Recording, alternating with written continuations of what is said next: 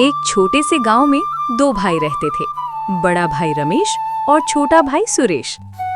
रमेश बहुत अमीर था। उसका बड़ा सा घर, गाड़ी, नौकर सब कुछ था, लेकिन वो और उसकी वाइफ बहुत लालची थे। दूसरी तरफ सुरेश गरीब था। वो अपनी पत्नी के साथ एक छोटी सी झोपड़ी में रहता था। दोनों मेहनत करते थे, लेकिन फिर भी मुश्किल से गुजारा होता था। एक दिन सुरेश खेतों में काम करते करते थक गया और नदी के किनारे बैठ गया। तभी अचानक पानी में से एक रोशनी चमकी और एक जलपरी बाहर आई। जलपरी बोली, तुम बहुत ईमानदार और मेहनती हो। मैं तुम्हें एक जादुई चक्की देती हूँ। इससे जो मांगो वो मिलेगा, लेकिन ध्यान रहे लालच मत करना। सुरेश ने शुक्रिया कहा और चक्की घर ले आया। उसने धीरे से बोला, हमें थोड़ा खाना चाहिए, और चक्की से तुरंत गरम गरम रोटी और सब्जी निकलने लगी। धीरे धीरे उसकी जिंदगी सुधरने लगी। वो सिर्फ जरूरत भर ही मांगता था।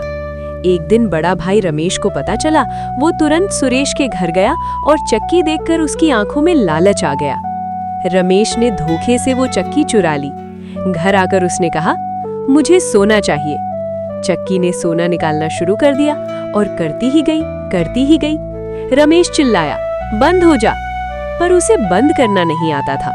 पूरा घर सोने से भर गया और धीरे धीरे वो और उसकी वाइफ उसी सोने के नीचे दब गए। इधर सुरेश दुखी था, लेकिन जलपरी दोबारा आई और बोली, तुमने कभी लालच नहीं किया, इसलिए मैं तुम्हें एक और चक्की देती हूँ। इस बार सुरेश और भी समझदार हो गया और अपनी जिंदगी खुशी से जीने लगा।